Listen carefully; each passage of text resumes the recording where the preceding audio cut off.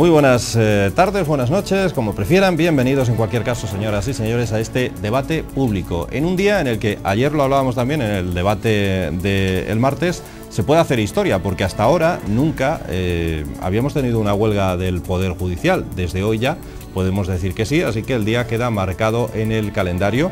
Una huelga del Poder Judicial que apenas si ha tenido ningún seguimiento en Asturias, un 24%, aproximadamente 1 de cada 4 jueces tan solo, aunque en el resto de España los jueces dicen que el seguimiento ha sido masivo y hablan de un 70 o un 80% incluso en algunos casos. Ya saben que en esto siempre suele haber una guerra de cifras entre lo que dicen unos y lo que dicen otros. Bueno, les voy a presentar ya sin más preámbulos a quienes componen hoy nuestra mesa de debate. Empiezo por Emilio Tamargo, periodista, maestro. Buenas noches y bienvenido después de tus vacaciones. Bueno, vacaciones, gripe, hubo de todo.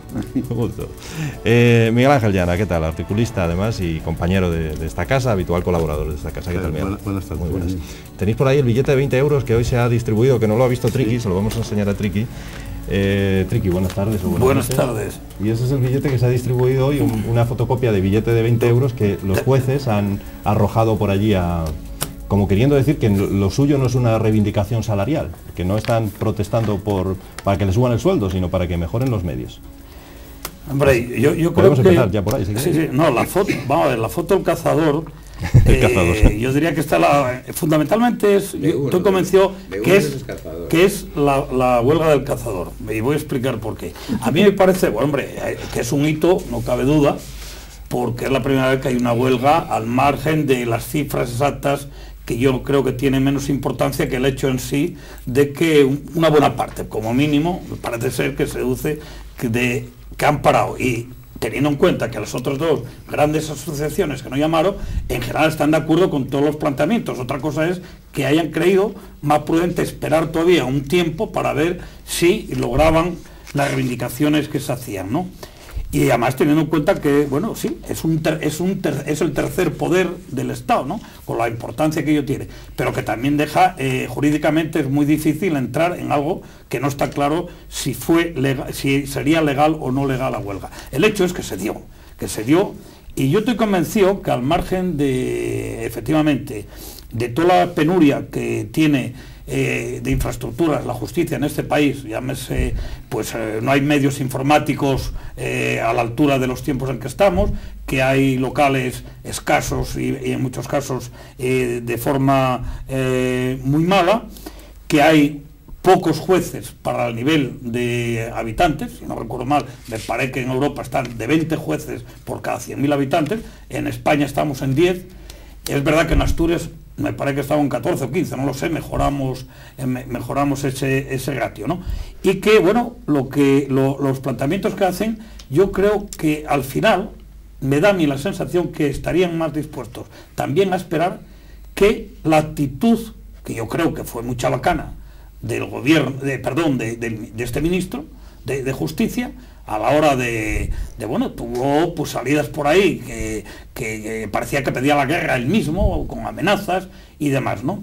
Que fue lo que yo creo que eso, más lo que ellos consideran ciertas injerencias, que es verdad, que las hay políticamente, la primera que hay, que yo no estoy de acuerdo, a mí me parece que aquí, mientras no se quiten los cupos de los partidos políticos para nombrar los órganos de gobierno de los jueces, siempre habrá mangoreo, gobierne quien gobierne, pero ellos también tienen que tener en cuenta que meten la pata a veces en algo que la gente es difícil de entender, es decir, lo que metieron al juez por el caso de Mariluz. Yo no sé si fue el juez, si fue la funcionaria, lo que fue, pero, hombre, socialmente, un hecho tan deplorable como eso, como mínimo, pues si quieren meter mano en la cuestión, vamos a ver, el castigo que han metido es cuanto menos irrisorio. Yo creo que eso también fue un elemento que no supieron negociar y que disparató la cuestión.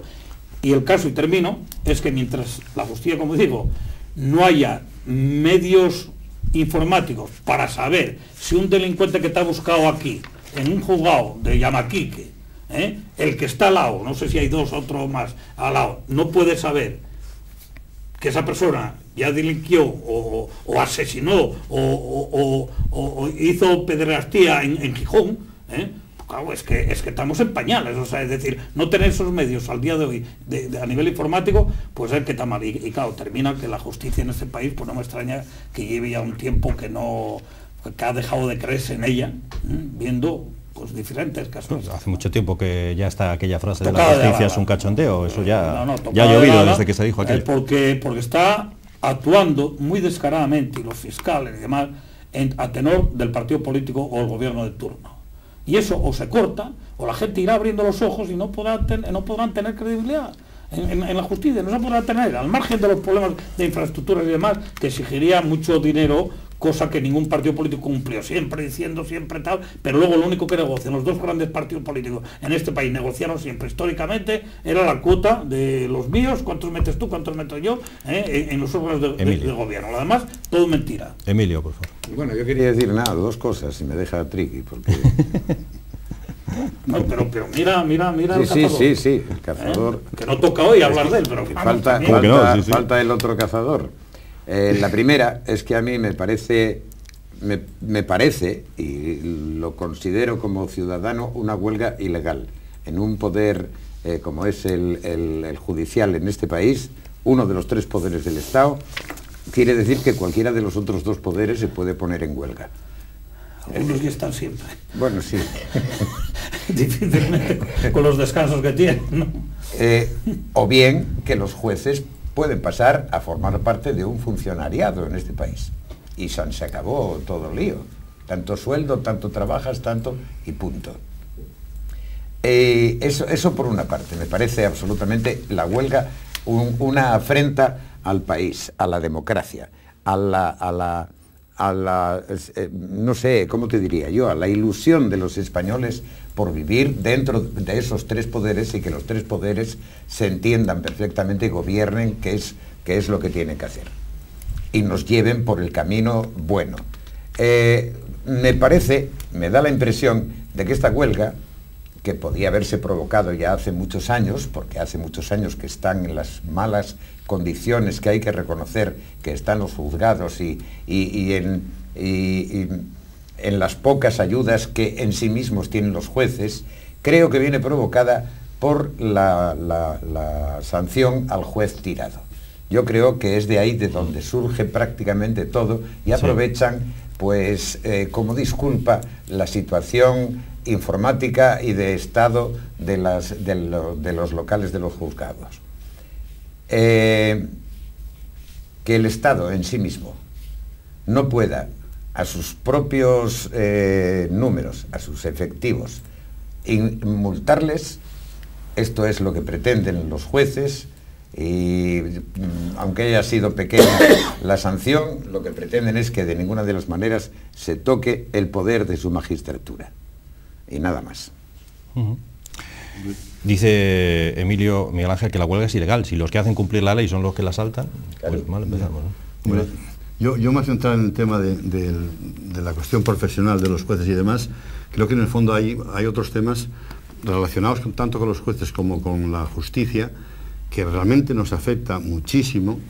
Yo creo que hay que recordar eso de que tengas juicios y los ganes. Es decir, cuando hay 2,5 millones de juicios pendientes, cuando un juicio de cualquier cosa donde realmente te juegas mucho porque tienes un grave daño, un problema, lo que sea, 3, 4, 5 años es lo normal, eso no es una justicia. Entonces, diríamos, la justicia o es en tiempo o no lo es. Es decir, una ambulancia o llega a la hora o no, o después da igual que llegue que no.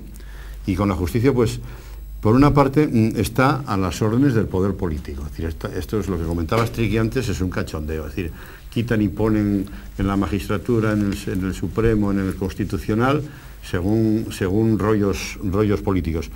Y después, claro, precisamente quienes no están interesados en que haya justicia es realmente la gente que tiene poder, o los que están en el poder, que empiezan por estar aforados, mientras que los ciudadanos tenemos que sufrir que cualquier reclamación, cualquier problema que tengamos, que nos va mucho en ello, pues que tenemos que tirar años y paños, o incluso no poder asistir o no poder acudir. Entonces, claro, es muy grave el tema de la huelga. A mí lo que me parece grave es 2,5 millones de juicios pendientes. Eso es lo grave. Porque hayan perdido un día de trabajo, a mí eso me da igual. Si estarán perdiendo cantidad de días por falta de medios o por falta de gente o porque realmente al Parlamento, que es quien realmente tendría que, y al gobierno. Pero ojo, que es que la huelga ayer, la huelga de hoy es de hoy, pero es que está anunciada para junio ya una huelga total de la magistratura. Claro. Entera. Sí, pero vamos a ver, pero, un matiz, ¿no? Como tema laboral, a mí no, creo que para nosotros es relevante.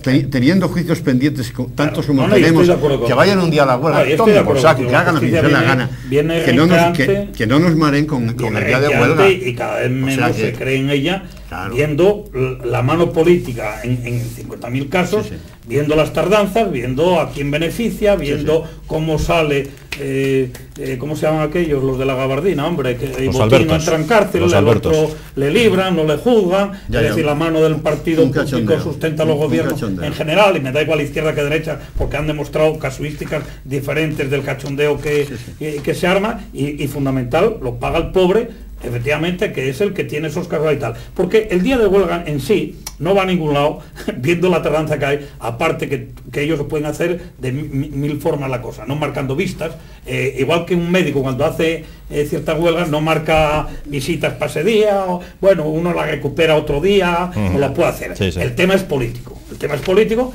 y el tema, en términos jurídicos, parece que no hay a dónde coger si es legal o no legal. Aquí el gran tema es, para mí, claro, es que es el tercer poder, que se tiene en cuenta que es el tercer poder, un tercer poder del Estado. Si es el tercer poder y queremos tener el tercer poder del Estado, bien, vale, tengámoslo como hay que tenerlo. Ahí no pueden entrar a marcar pautas en los órganos de gobierno de ellos, los partidos políticos de turno o el gobierno de turno, porque automáticamente queda manchado. Queda machacado. No puede haber independencia, es mentira. Triqui, no está siendo el tercer poder por dos razones, porque ¿qué va a ser realmente el gobierno y el Parlamento están mangoneando es la mano que saca de ciertos oscurantismos y cuestiones impresentables a los gobiernos de turno, claro, a forados, a no forados, sí, también, que se levantan casos de corrupciones en la construcción en Marbella, porque está pasando tanto tiempo lo que estuvo pasando y por qué se dejó llegar hasta donde dejó, no se tiró hacia arriba, cosas de esas. Emilio. Y es que yo me pregunto entonces qué clase de jueces son aquellos que en estos momentos ocupan los altos poderes de la magistratura, porque lo que da la impresión es de que estás insinuando que estos están comprados por el gobierno de turno, es decir, que ellos mismos ya... Voy a dejarte una cosa para que lo diga. Digo claramente, los fiscales generales del Estado, por ejemplo, para no entrar más hacia abajo, que hubo en este país, fueron mangoneados descaradamente por los gobiernos de turno. Y el que no lo vea, y tú lo ves igual que yo. Sí, hombre, sí, lo vemos claramente todos, pero entonces por eso lo primero que tenían que hacer la judicatura era, lo primero que tiene que hacer es sanearse a sí misma. Así mismo no puede. ¿Cómo va a poder? Entonces vamos a hacer nosotros una huelga contra los jueces. Claro. Oye, pero ¿quién lo nombra? Vamos a ver, el Tribunal Constitucional, ¿quién lo nombra? El poder del Tribunal Supremo. O sea, si tú dejas a los partidos políticos poner cupos para nombrar a cada uno de sus jueces, automáticamente estás interviniendo y vas preparando y dejas el caldo cultivo preparado para intervenir según te vaya a ti en el gobierno. Por lo tanto, no hay independencia, es falso eso que dicen. Señor Ángel. Teórico.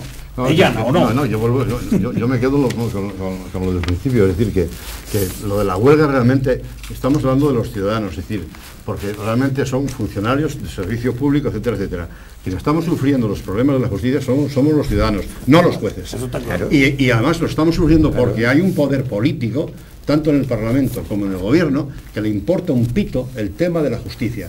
Porque de luego dedica menos a la justicia que a los soldados que manda, qué sé yo, a Líbano o que quiere mandar ahora no sé dónde.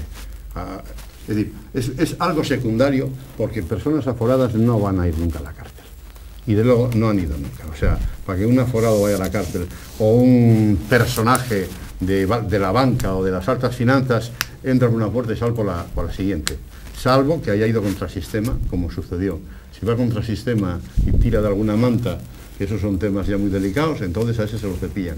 Pero si no, lo que tú comentas, los fiscales están nombrados por quienes están nombrados. Y siempre ha sido así, o sea, no hay nada que ver.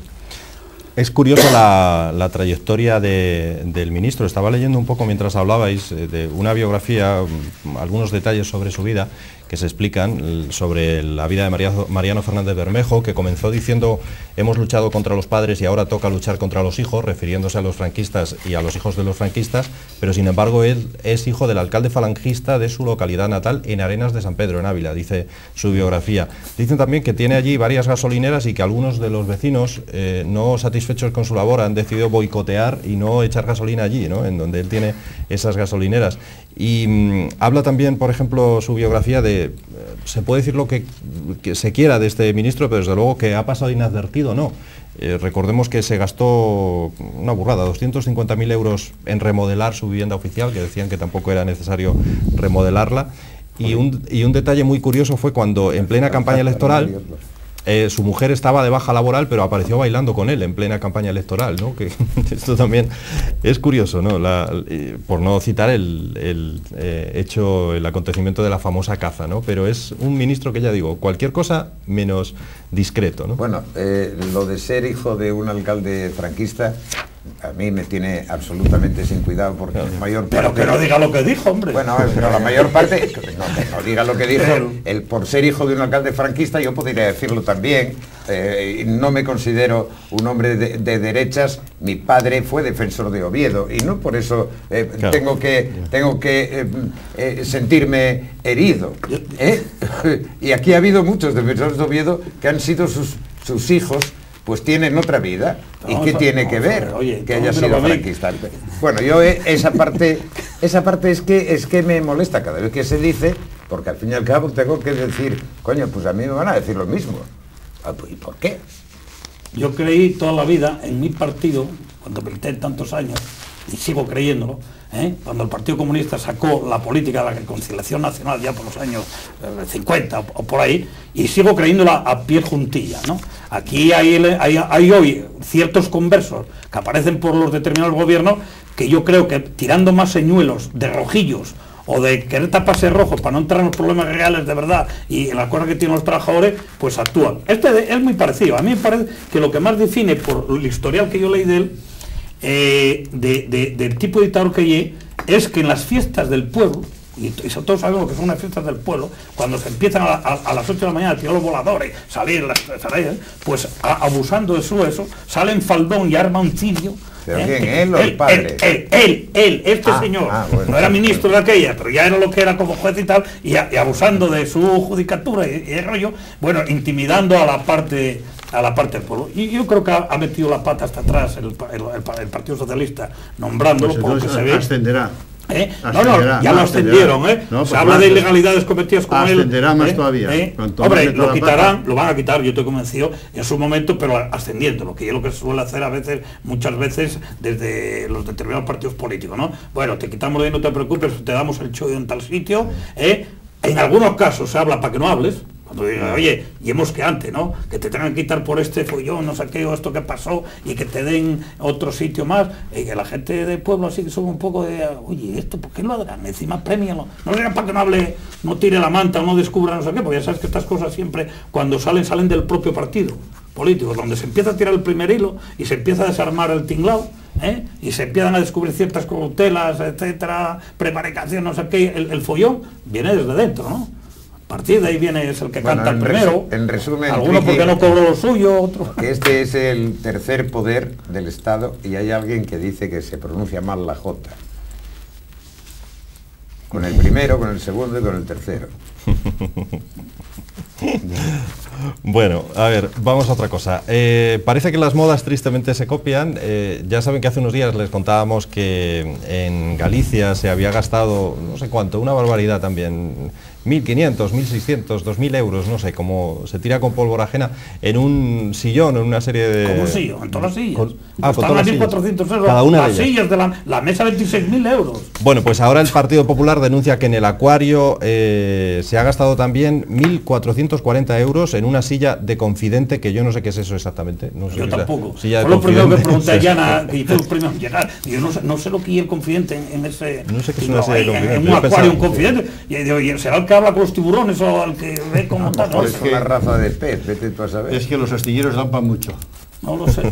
Los astilleros bueno, pero mucho. además es una silla solo, no es como ahí en Galicia. No, pero ahí viene una pila de facturas más. Y tal. Sí, y otros... Claro, yo me parece, lo lamentable para mí, es que estas cosas salgan cuando se dan precisamente solo, digo que salgan solo cuando se dan procesos electorales. Porque una oposición, sea la que sea, del partido que esté gobernando, tiene que vigilar todas esas cuestiones y estar continuamente exigiendo un decoro en el gasto público y cuestiones racionales. Claro, cuando te aparece un presidente de la Generalidad que con todo el cachondeo del mundo tunea su coche, o sea, un coche que se las trae, o sea, que ¿cómo se llaman los de aquí? Los faetones de Asturias, con coches están perfectamente, ahora se meten a tener faetones todo el mundo. Lo de Galicia es la más llamativa, no solo oye que la silla valían a 1.400 o 2.000 y pico euros y 26.000 o 30.000 a mega, sino en Galicia que como debe haber tantos cambios de luces, ponen una cristalera que cuesta no sé cuánto, porque según el sol salga,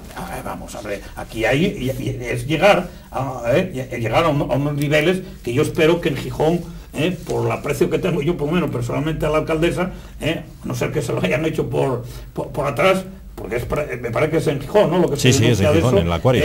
No se dé algo que sea, bueno, pues de un calibre que, sobre todo en la crisis en que estamos, no haya pudor en determinados gastos y demás. ¿No? Yo no leí yo toda esa cuestión y tal, bueno, pero cojo lo que le está pasando y lo que se está descubriendo a nivel de todo el país, de cómo se usa con una alegría tremenda el gasto público, que es un dinero que es de todos los españoles, y sin pudor ninguno. Y yo ya me entrego, yo veo que me entrego en el sentido de decir que cuesta mucho encontrar a gente con la honestidad suficiente que evite eso, porque también hay que decir, y termino, que a veces hasta un presidente puede estar inmaculado en ese sentido, es decir, los entramados que hay por abajo es muy difícil controlar a todos los niveles, ¿no? Pero por lo menos que haya mecanismos que cuando aparezcan y se cojan, esos vamos a la calle pero volando, ¿no? Y había que sacar alguna vez para que pagaran las sillas y las llevaran para casa, al jardín de él, y tuvieran encarcelado el que compró, por ejemplo, aquello. No, yo opino lo mismo, que muchas veces son errores, y los errores, claro, pero los errores hay que pagarlos. Hay que pagarlos, ¿no? Pero no pienso, ni muchísimo menos, que haya sido la alcaldesa la que, oye, cómprame ese sillón para mi confidente. Que bueno, vamos a ver, no sé lo que es el confidente, igual que Triqui. Oye, no lo sé, Chivatu, pero claro, ¿Chivatu de quién? Cuando se hace una obra, prometo investigar a ver qué es. Hay un presupuesto, vamos, aquí no nos hemos caído del guindo, es decir, hay un presupuesto. Sí, pero te ponen mobiliario, no te ponen un sillón 1.400. Eso a mí en una oficina me hacen una jugada de meterme un papel para que firme sin saber subrepticiamente que estás firmando, vamos, y al día siguiente ese personaje va a la puñetera calle. O sea, eso, vamos, y si no va a la calle es porque no va a la calle. Así de claro, es decir. No, yo creo... Te lo pueden armar, pero una vez que se descubre, hay que ser fulminante.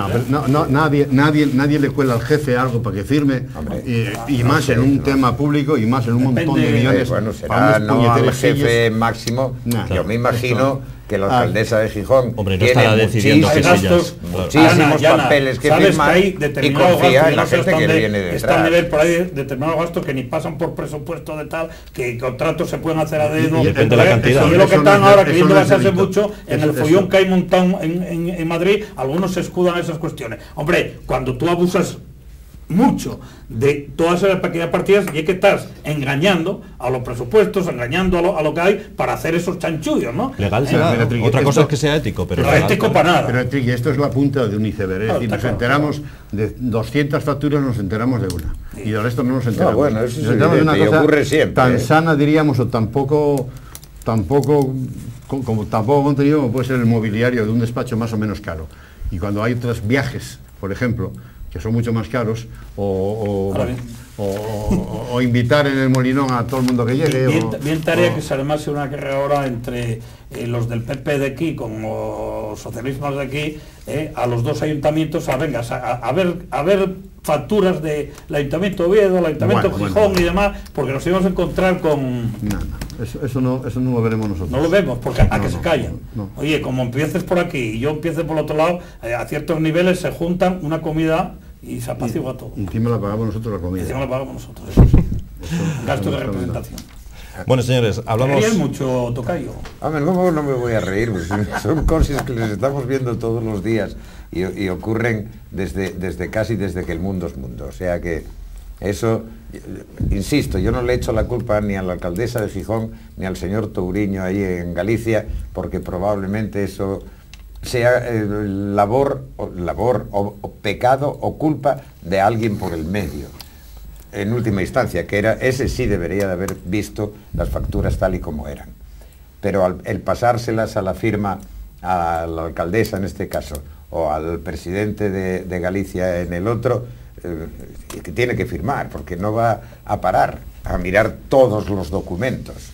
Imagino que tendrá el uno sus consejeros, la otra sus concejales, sus jefes de comisión, y confiará en ellos, porque si no, ya me contarás. No se puede, llevar el ayuntamiento, un ayuntamiento, ya no digo una autonomía al completo, sino simplemente que la alcaldesa no puede llevar el ayuntamiento grano por grano. Eso está claro. Bueno, algo más sobre este asunto, si no, podemos terminar hablando de cine español, que ya es un hecho, recibe más dinero en subvenciones del que ingresa por taquilla. Recibió el año pasado 85 millones de euros el cine español, pero esas películas, una vez que se estrenaron, que se llevaron a los cines, no generaron una taquilla mayor de 80 millones de euros, o sea que hay unos 5 millones de euros de déficit. ¿De quién es la culpa? No creo que sea del cine español. En este caso, es quizá de los propios españoles que no apreciamos el cine español, porque el cine español en estos que no momentos tenga la calidad, también, Emilio, suficiente. a nivel internacional está extraordinariamente bien considerado, y eso lo estamos viendo continuamente con la cantidad de premios que gracias a Dios están recogiendo el cine español, los artistas españoles o los actores españoles, etcétera, etcétera. O sea, actor español, no hay que confundir actor español con cine español. No, pero... Actores españoles, bueno, hay actores que están trabajando ya mucho tiempo en Estados Unidos, pero no, pues, para coger el gran triunfo y la altura tengo que ir para allá. El otro fue para allá, no quedó más a medias, pero hay películas... banderas y demás. Pero vamos a ver, aquí hay algo falla. No podemos decir que la culpa es de los españoles. Españoles tienen derecho a tener el gusto que quieran para el cine o para lo que sea. ¿Estamos de acuerdo? Alguien está errando, entonces, o bien en el tipo de distribución. Es que no lo sé dónde está el mal. Tendrían que salir a decir dónde está el mal. ¿Está el mal en la calidad de las películas, o que es un cine que no gusta precisamente al espectador español? ¿Es que se comercializan mal las películas? ¿Es que no se promueven como hacen los americanos, que te salen? No lo sé. Vamos a ver, pero eso tiene que tener una explicación más allá de que son los españoles. Creo que hay un pecado en el cine español, y es que han sacado de casi todas las ciudades, capitales de provincias y ciudades grandes, que no sean Madrid o Barcelona, y que en Madrid o Barcelona quedan muy poquitos. Han sacado los cines del centro de las poblaciones para llevarlos a centros comerciales, a grandes hipermercados, etcétera, etcétera, donde se ponen 3 o 4 salas, que es mucho más fácil de explotar y más económico. Creo que el que falten cines en el centro de las ciudades, que puede ser una de las causas de eso que está ocurriendo. Eso pasa en Estados Unidos también. No, pero, bueno, Estados Unidos ha sacado cantidad de cines de esos a las áreas todas estas de tal. El tema del cine, yo creo que es un tema que viene de muy atrás ya. Es decir, el cine se ha planteado siempre como un negocio, y por una parte, y como un fenómeno acultural, es decir, o contra la cultura, de alguna manera, con tanto telefilm, tanta teleserie con la que no podemos competir. Ningún país puede competir. Entonces, ¿qué pasa? Que cuando en televisión o en los cines comerciales vemos series y más series de Hollywood que fabrica películas como si fueran churros, por una parte, y por otra, nosotros entramos en ese juego de mercantilización barata, por decirlo de alguna manera, barata y en plan comida basura, que es un poco lo que está pasando con el cine. Pues claro, al final, ¿quién va al cine? ¿Y a qué vas al cine? Pues bueno, no sé, vas a ver, primero, películas que realmente están hechas por multinacionales del cine, por una parte, y por otra parte películas que realmente no tienen mucho contenido. Entonces, algo que realmente se plantea como un fenómeno cultural, como puede ser un cine con cierto contenido y con cierta, no digo ya social, sino social, cultural, etcétera, o simplemente de entretenimiento y entretenimiento sano, pues hemos caído en las famosas series o las famosas películas que son todas iguales. Yo no voy a defender el cine americano para nada, pero hay un vídeo por ahí que me llamó la atención mucho, que en parte tienen razón. A ver, lo que no podemos paralizar un fenómeno de esos es el cine que nos gusta a nosotros personalmente. A mí me puede gustar. Claro. Yo personalmente me gusta más buenos documentales, por ejemplo, lo más objetivo que sea, que películas que en todo caso prefiero pasarlo bien, no tener que dar muchas vueltas a la cabeza. Yo, por ejemplo, que conozco una calidad especial en el cine francés, me da mucho trabajo a la cabeza en la mayoría de las veces. Y cuando quiero relajarme. A mí me pones una película del oeste antigua y vamos, lo pasaba como los indios de verdad. Y voy para algo que se plantee, no digo por ejemplo a nivel intelectual. Resulta que una profesora fue a un colegio, críos y crías, entre 5 y 7 y 8 años, les puso 12 calderos, les puso la pintura y puso un tinglado y empezaron todos a encharcar, a hacer la hostia, hizo un cuadro ahí, mira el cuadro que saldría, lo cuajó, lo enganchó, lo desmontó otra vez, lo guardó, entró clandestinamente a Arco, fue filmado, y si ves las contestaciones, las opiniones ante aquel cuadro que metió de la gente, bueno, de mayores, de menores y tal, ya se hizo otros años algo similar. Madre del alma. Es para decir, bueno, el arte es, oye, tan individual. Exacto. Que será que el cine es tan individual, Emilio, que cada uno sabremos lo que nos gusta, ¿no? Es que yo quiero decir una cosa. Pero hay algo falla. No puedo, también hay otra cuestión que es a considerar y que es muy importante. Las películas, al cabo de 2 o 3 años, sean españolas o inglesas o americanas, vas a verlas en televisión. Y, por otra parte, la mayor parte ahora mismo, tanto de la juventud como de, casi, yo diría que de todo el mundo en este país, tiene un televisor en casa o tiene internet. O tiene internet. Y eso es un punto de absorción de ese entretenimiento que antes daba el cine y que ahora, pues yo creo que ha sido derrotado el cine, pero no solamente el español, sino el americano y el inglés y todos. Quizá en España lo que llama la atención es que tenga más subvenciones que ingresos por espectadores.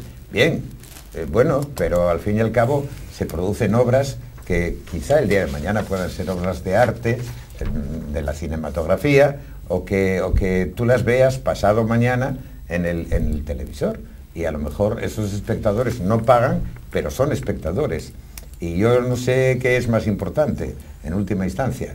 Ahí analizan que no consideran que sea el problema en internet, ¿eh? Ellos, no, lo dejan a un lado. Para nada, ¿eh? Lo dejan a un lado. Para nada. Bueno, al menos nos queda la felicidad de que 2 de las películas más taquilleras en el último año en el cine, dentro de las películas españolas, Los Crímenes de Oxford y Vicky Cristina Barcelona, se rodaron al menos en parte en Asturias.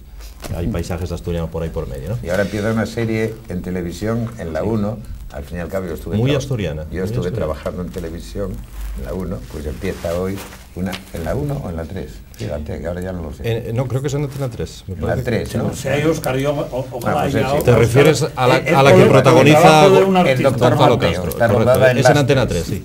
Y que está... No porque salga Asturias, ni salga Cataluña, ni nada. Será porque sí, la que trabajó es una buena artista... Oye, bueno, pero presta. Pero como decimos aquí, presta un montón. Presta. Señores, muchas gracias a los 3 por estar aquí y a ustedes también por seguirnos a través de la televisión en sus casas. Mañana volvemos con un nuevo debate público después del informativo. Hasta mañana.